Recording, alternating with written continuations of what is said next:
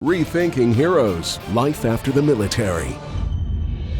I've spent a decade taking a bite out of conspiracy theories, unraveling urban legends, and grappling with worldwide top secret issues. I've even racked up some of their awards. Wow, first of all, what a question. Journalism is about telling the truth, all while ferreting out the bottom line. I'm a Harrison Hellraiser. With me, Carrie Harrison, as your guide. Rethinking Heroes, Life After the Military with Carrie Harrison. And it is Rethinking Heroes with Carrie Harrison. Now, heroes come in many different forms. Many, as General Patton would have said, have seen the sting of battle. But the battlegrounds have expanded from physical soil to cyberspace, to politics, to school shootings, to climate change, and the literal collapse of democracy.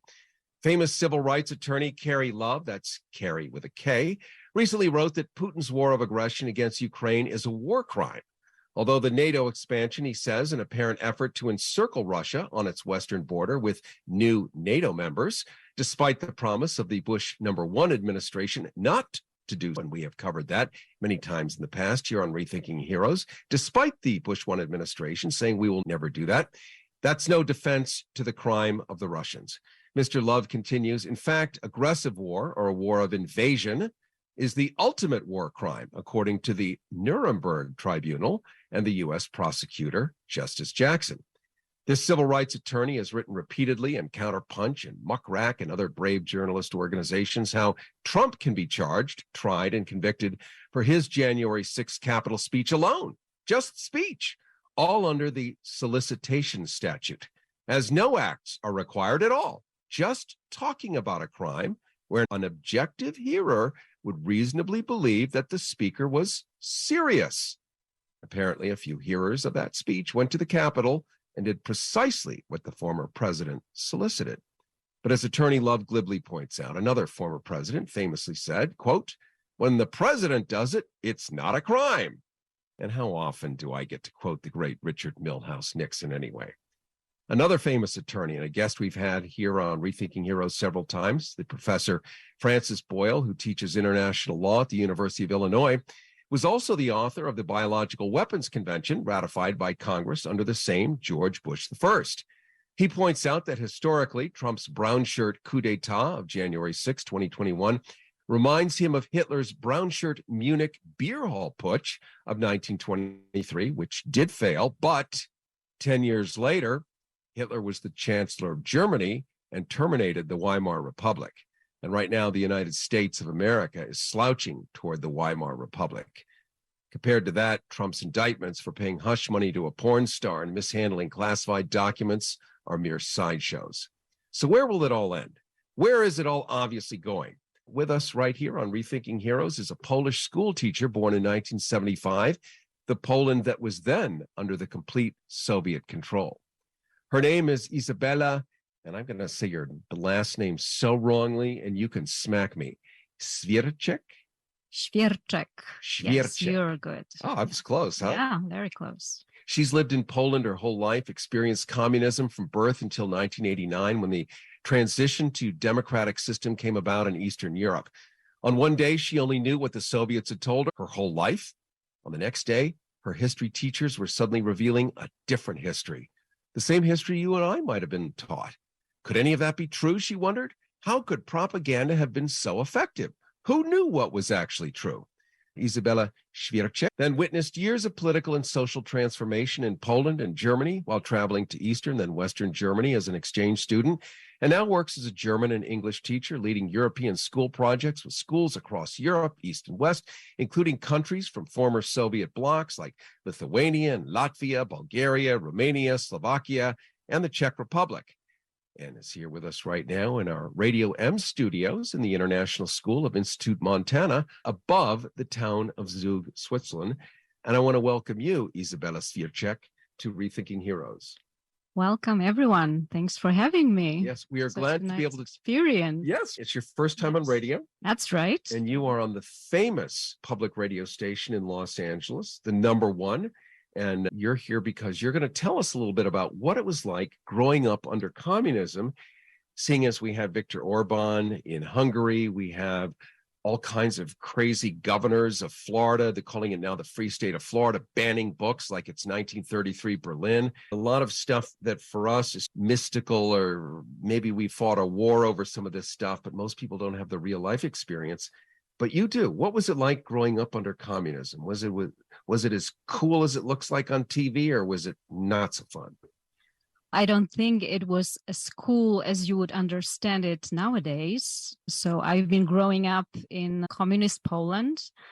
As you said, I was born in Poland in 1975, and until the transformation came in 1989, at that time I was 15 years old almost, and that was the moment when I entered high school. And that was exactly the year of transformation.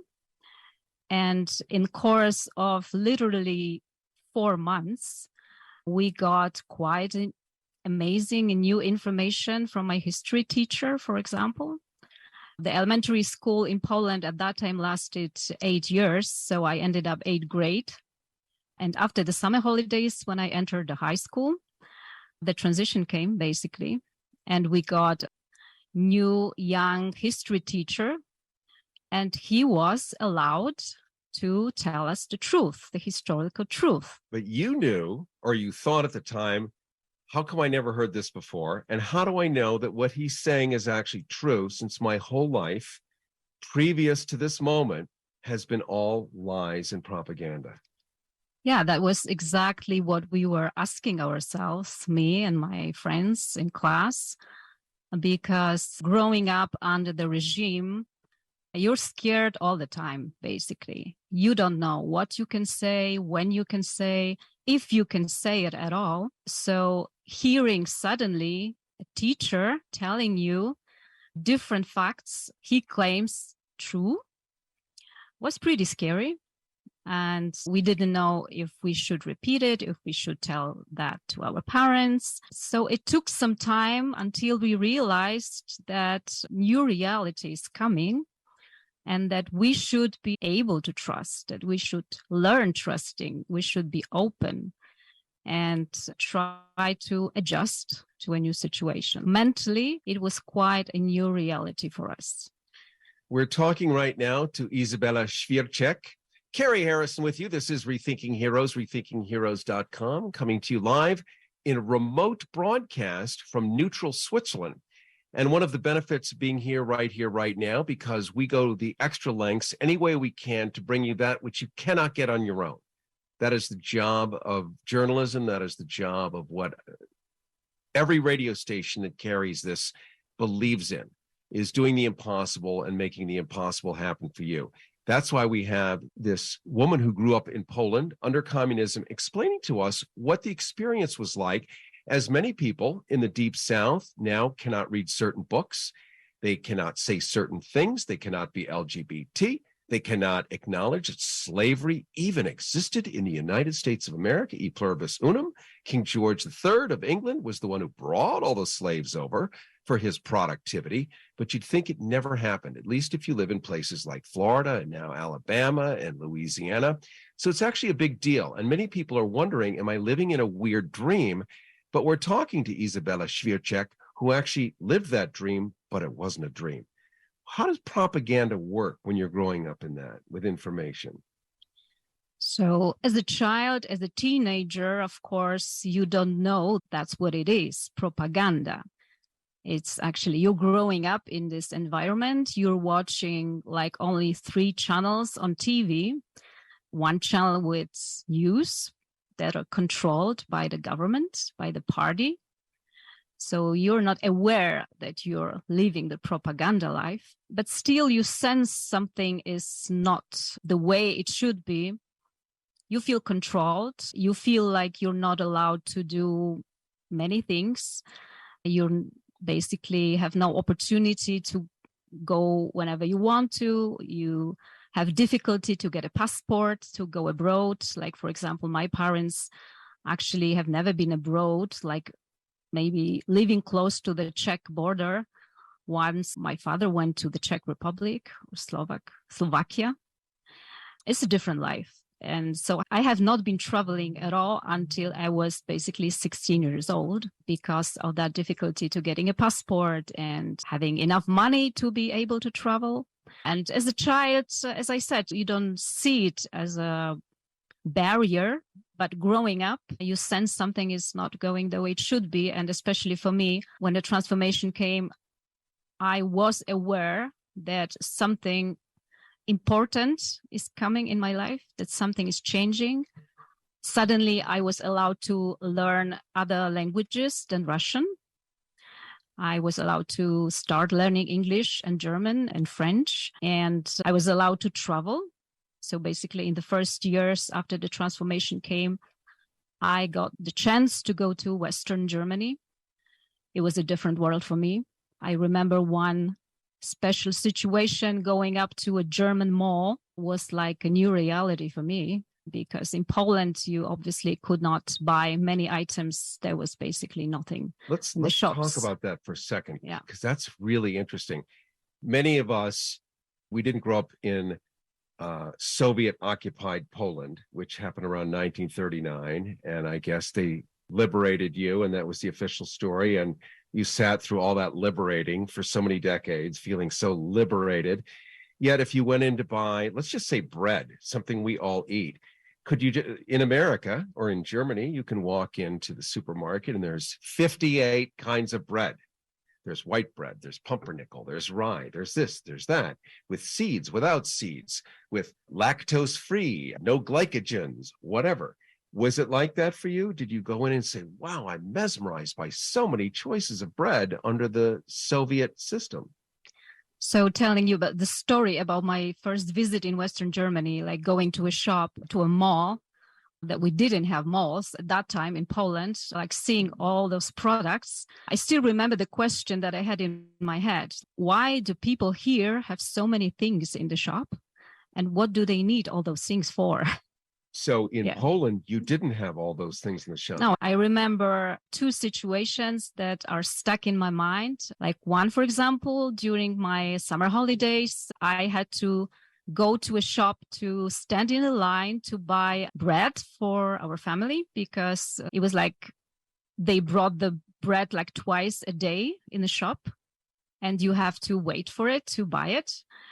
And the second situation I remember clearly, and this is really true, like my father had to wake up very early in the morning, like sometimes around 4 o'clock, 5 o'clock, to go to a special shop to buy meat, because meat was a very rare product to get.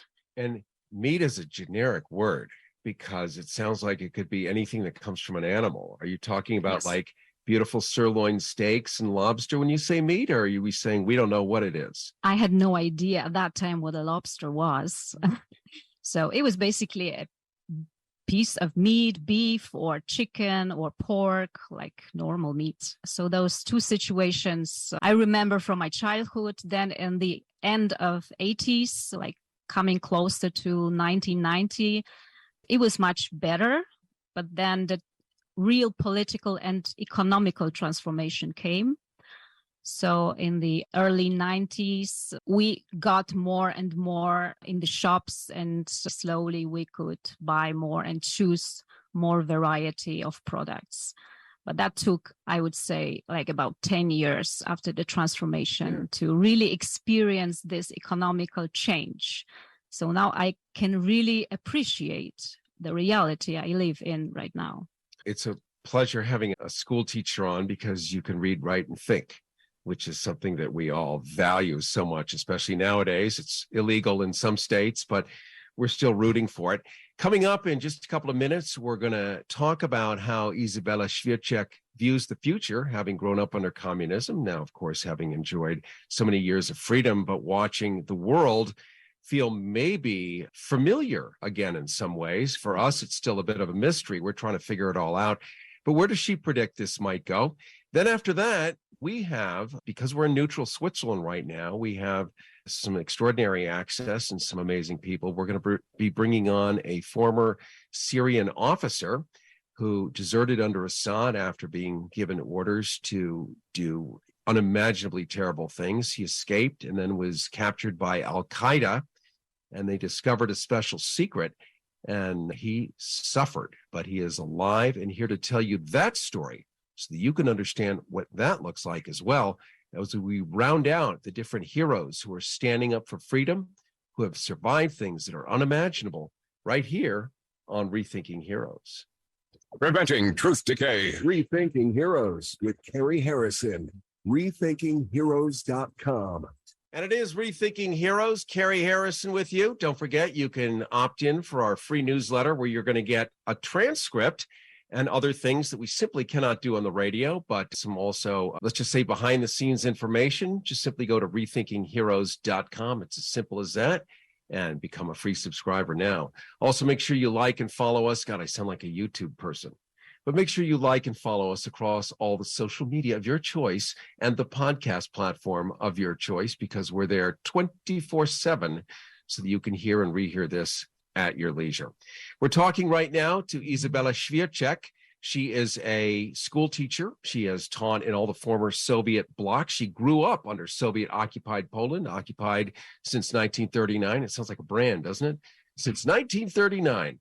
And then, of course, the wall came down famously in Berlin at the same time. There were freedoms in the Czech Republic, former Czechoslovakia, Poland, and other places opened up. We knew about Valenza and other things that had gone on in Poland. We had watched that on CNN at the time, which was this fledgling new network. But CNN means to you something different from what it means to me, doesn't it? Yeah, I guess so. I can imagine. Actually, when I was 15 years old, and transitioned to high school, I started learning English relatively late, actually. And I started learning English with CNN. So that was the moment. They're not there teaching English. You're like watching a foreign language and starting to understand it. Yes, that's right. So that was the moment when we got the chance to watch different channels, different TV channels from Great Britain, from the US, from Germany. And I started learning English watching CNN from the satellite TV. I was just listening to the language, trying to understand, at the same time learning English at school as well. So that was a way of deepening my language skill. And that was also the way to learn about the US and the world, because I was so much craving to travel. I was craving to see the world. I was craving to meet other people. And that's why I wanted to learn foreign languages and English in particular. And CNN taught me about the world at that time. And that was back in the Ted Turner days. I think today it'd be really hard to say that statement without a few chuckles in the room. However, I agree and remember that era where CNN really was trying to be really objective and do hard news, and there was no Nancy Grace and none of this silly nonsense and giggling, and it was necessary to have this news channel. Let's take a look as we wrap up this conversation with Izabela Świerczek. That's right. You're right. Good for me. You're good. She's from Poland. She grew up under the communist mantle, lived all the way through the transition, and was reflecting on what it was like to grow up under communism, something that is eerily reflective in many of the severe right-wing political groups that are emerging, even in Germany today. Here we go again. Oh, what fun. Then you have neighboring Hungary within the next couple of countries. You have, even in the US, these extraordinary governors and governments that just seem a bit shocking. And let's take a look at, where do you see all this going? We have Russia, Ukraine. We have Weltanschauung, using one of your German words, as we are live in Switzerland right now. Where do you see this unfolding, having watched this before? Well, I see those patterns in my country as well, in living in Poland, especially for the last 8 years. I don't want to be like going very deeply politically, but we have a right-wing government, and I can only judge from a perspective of a teacher. I recognize some of the patterns living in the communist country, like control, censorship, just to speak of two basic things. I'm optimistic I've been through this transformation from communism to democracy. I've been through the transformation my country went through in 2004, joining the European Union. So that was another big step for us. And every time something like that happens, you have to stay optimistic. So even with the war basically playing out at my doorstep, because I live relatively close to the border with Ukraine, I stay optimistic. It's like the last chance also for the Ukrainian people to get what they really deserve. And last year when the war broke out, believe it or not, I was in America, in Florida. I was going back to Poland the moment when the war broke out. So I was coming back home knowing that there is a war there. And we didn't know what's going to happen because it was so close to Poland that we really had no idea. So I was a bit scared, I have to say. But starting in March, we've been helping the Ukrainian people. There were so many kids coming even to my school. In my town, we had to create classes for the kids from Ukraine. We had to help in any way possible. So we were not involved in the conflict officially, but somehow we were, and we still are. We're talking to Izabela Świerczek. Carrie Harrison with you. This is Rethinking Heroes, rethinkingheroes.com. Izabela is teaching school right now, actually in Switzerland, in a neutral country, but also teaching in many of the former Soviet bloc countries and offering enlightenment and language skills and all these wonderful things that she developed really on her own, because many of them were forbidden before the fall of the Berlin Wall, which is how we look at the big transition that she's talking to. When we look at Russia, Ukraine, we call it an invasion because we're dumping a lot of money supporting Ukraine with that. You, having lived under communism and Soviet Russia at the time, would you consider this an invasion, or are they just liberating Ukraine the way they had liberated Poland? So this is, of course, my personal opinion. This is an invasion. It has been an invasion on Crimea before. And the same is happening with Ukraine now. Yes, I agree. More will be revealed on that. And I want to thank you so much for coming in, a giant act of bravery. And for many of us Americans who only know vaguely from history books, documentaries, a little kiss of Netflix here and there, what life might have been like. But for us, it's a theoretical proposition. It's what happened to other people.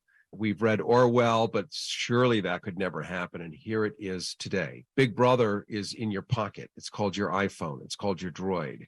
All the smart appliances, your refrigerator, your microwave oven, everything, the light switches that go on and off when you talk to Amazon, Alexis, we are being monitored 24 hours a day. It just doesn't look the same way. But many of us are wondering how to understand it. So I appreciate your expertise and your eyewitnessing of what you've been through, and for having joined us today on Rethinking Heroes. I would like to thank you to give me the chance of speaking of my modest experience. Thank you. We love Europeans. So polite, so understated. Listen, well, it's still legal. Rethinking Heroes with Carrie Harrison. rethinkingheroes.com. And it is Rethinking Heroes. Carrie Harrison with you. Don't forget, you can subscribe to our free newsletter where we'll give you a full transcript of this broadcast, plus a lot of behind-the-scenes stuff that you won't get access to, like photos. We have people from all over the world here as we come to you live right now from Switzerland. We're coming from a private school up on a mountain, the same one that John Kerry happened to go to. And we're here surrounded by 23 different nations participating in your Rethinking Heroes program right now and able to bring you extraordinary people for this one time only. There'll also be full video of this conversation, which you're going to get if you opt in for the newsletter. Plus, of course, we will post it and stream it on Facebook with this very radio station so that you can watch it there whenever you'd like. A Turkish newspaper has reported that Washington intends to deploy around 2,500 more new troops, this time to northern Syria. Tom Hartman, who we all love, what a great historian and researcher. He was talking recently about drought and the history of why Syria happened the way it did. And a lot of it had to do with climate change. Now, that's not something you would intuitively know. But when farmers in northern Africa have been farming for thousands of years, and there's suddenly a big drought, they have to go move and find a new place to do farming. The problem is your grandmother is buried in the backyard and your great-grandfather and your great-grandmother, and you have a history of 1,000 years. You don't just get up and move necessarily. And then we're talking tens of thousands of people. And this causes a giant migration, all of which originally stemming from climate change. Now, this is Tom Hartman's opinion. We may have a different viewpoint, or probably will in just a second.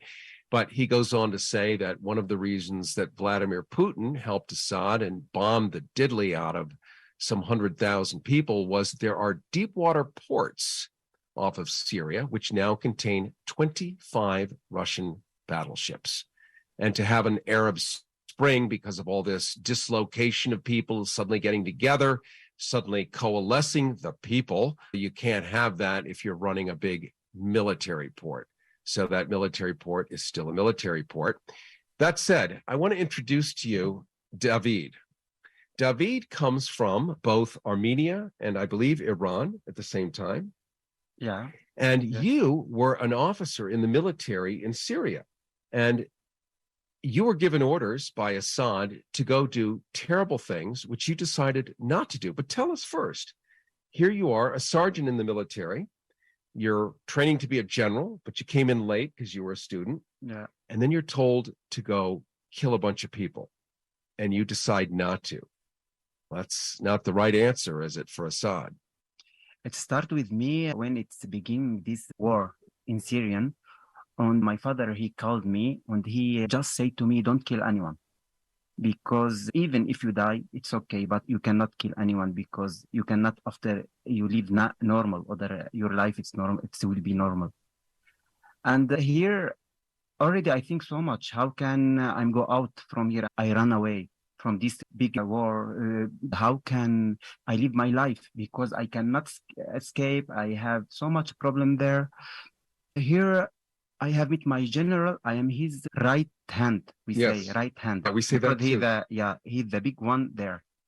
And I can have everything. I am not big, but almost the big one because he's the first one and he can give me so much things. You can do that. You can do that. You can make what you want. Here I say to him, then I pay to him so much money to say to him, can I have just a little holiday? And he said to me, no, you cannot, you cannot have because we have now war and it's not normal if you have holiday and I cannot be alone without you because I just truth you because we have a couple of Muslim people there. It's have meet Assad. It's high name Alawiya and Sunni Muslim. Yes, It's two the parts, Sunnis and he don't believe it anyone because every time he be afraid to someone, he come to kill him then he trusts because he trusts someone because I am not Arabian, So he trusted you because you were not Arabian. and he know me so much. He know how much I am clear or serious and I am good person. And his right-hand man, which means he relies on you and he trusts you.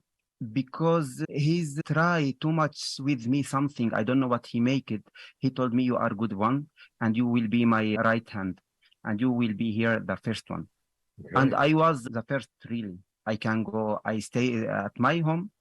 Every 3 months, I come just 2 weeks from there. Yeah. I'm staying in the military. And after, when it's beginning this war, he told me you should to come. And I'm stay 1 month and I come back. And after when my father, it start be too much and this Assad start to kill people and all the army go out to kill people on children. And my father, he say to me, you cannot make anything. I say, yes, I cannot kill anyone because if I kill, I cannot sleep because it's something so bad. When I'm I'm cry. Sometimes now I wear these glasses because Yes, I could I see cannot that. cry. So because it's David so is bad. wearing sunglasses right now, which also, because this is very emotional. And he was an officer in the Syrian military, defected when Assad ordered him to go kill women and children. And so you did. You found a way to escape. Yes, I buy too much to my boss and he told me, okay, you can go stay 1 month and you come back. Here, I'm go to my city, it's Aleppo. My father was so sick and already he's dying. I'm go there and I'm arrived, he's dying. Before he dying, he say to me, you must to run away from all the Syrian. You cannot stay here. I say, yes, I promise. And when he's dying here, I'm saying goodbye for everywhere, for every places I am born, for every places I like it, for all that. Because you're leaving forever. Yeah, and for all friends, neighbor. And I'm saying this, I know this moment is the last time for me I can see these places. I can say, and I will miss, I know that. Here I go to Afrin. It's for my mother, Kurdish place, for my mother village. It's everyone there. It was the Kurdish people and meet Kurdish, all the customs and languages. And I'm just going to speed this up a little bit because we're just up against the clock, which is the problem of having a 1-hour show, is you have to try to make it all fit. I'm just going to reintroduce you. We're talking to David. He's a former Syrian military officer who, when ordered by Assad to kill women and children, decided to defect. We just learned that he did. Let's go right to the part where you get away and then you're recaptured by Al-Qaeda. Yeah, what happened with me here, in Afrin, we have this border. I should to go out in this border to go to Turkey. Turkey, yes. And after Turkey, I can come to Europe because we cannot fly there. In Syrian so you're going to get to Europe through Turkey. Yeah. And here it's when I'm go to border, it's come to Al-Nusra, part of Al-Qaeda. He take my phone and take everything about me. He took your iPhone. Yeah. And when he put it something like USB or something, and he see photos naked or there's text for sexy photo for everyone. It's have, I am young boy. I have, you understand, something in my phone. Yes.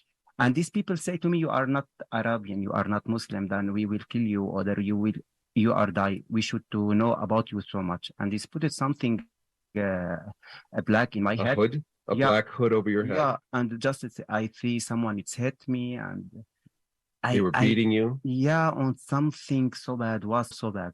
Now, let me ask you, these photos, it seemed like these particular photos in your phone were different from the photos they might have seen in someone else's phone because they were reacting maybe differently.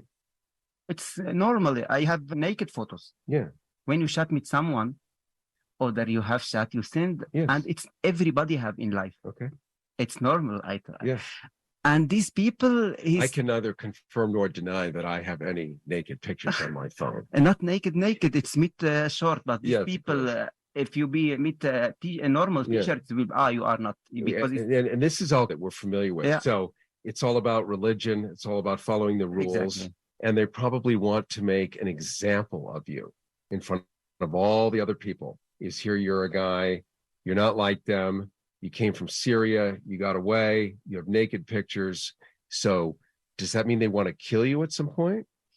Yes, because these people think it's an enemy of Kurdish people and Armenian and every nationality, another nationality in Syrian. Yeah. Because these people, if you are not 100% Arabian or Muslim, then you are not, because these people is taken, it's bad idea of Kurdish people or the Armenian or another people in Syrian. They say, when you are not Arabian, then you are not real Muslim. And then I have so much problem with these people.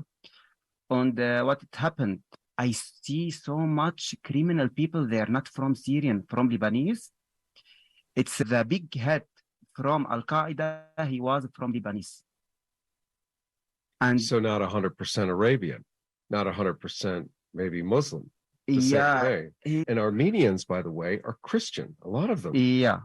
My grandfather, he was Armenian, but my father, we be after all Kurdish because we married with Kurdish people, you know that. Yeah. And this happened with me. It's something bad because I'm so in Syria. I see so much bad things in my life.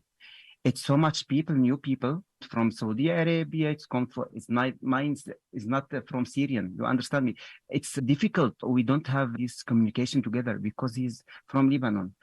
And he wants money. If you give me money, post money, you can go out. How much you Al-Qaeda? So in Syria, they wanted money.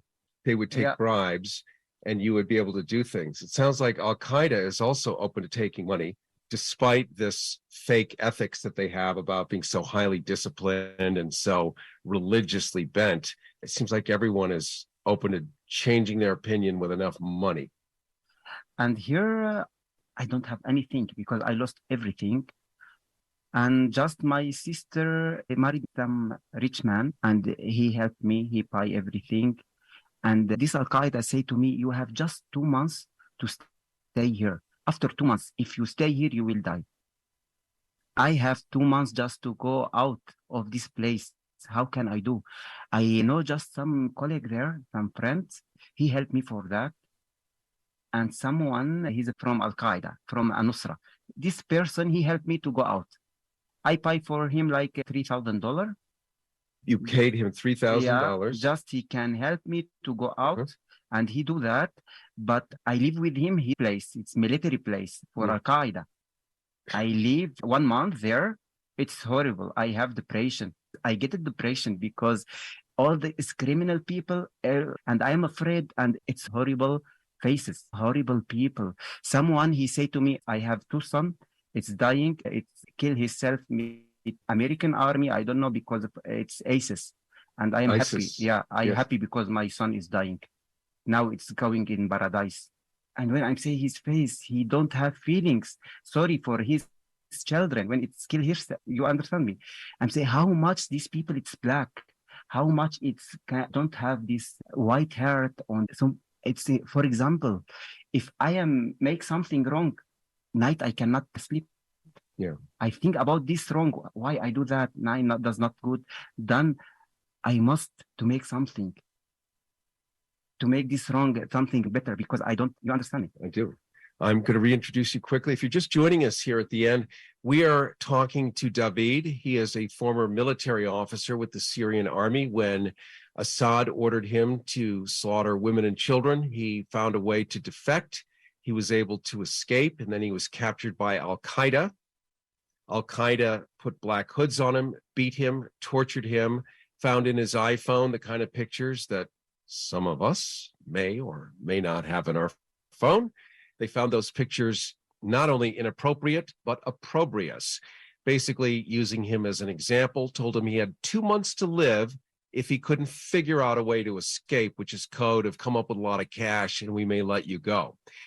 Al-Qaeda, as he was living there for that time, he discovered were nothing more than a bunch of thugs and criminals, not a bunch of lovely religious people trying to do good in the world, but a bunch of just psychotic animals. And he had to live with them, but he did find a way to escape by paying a friend $3,000, who then, and let's cut right to that, what was the rescue like for you? What did that look like? These people. You're with Al-Qaeda. Yeah.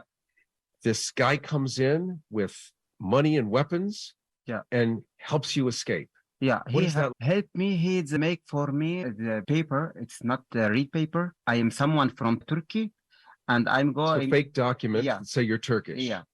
And after I'm go to Istanbul, my sister was there. She's wait for me, and I don't believe I am with my family. I just cry. I have 2 weeks. I stay alone. I'm stay in my room.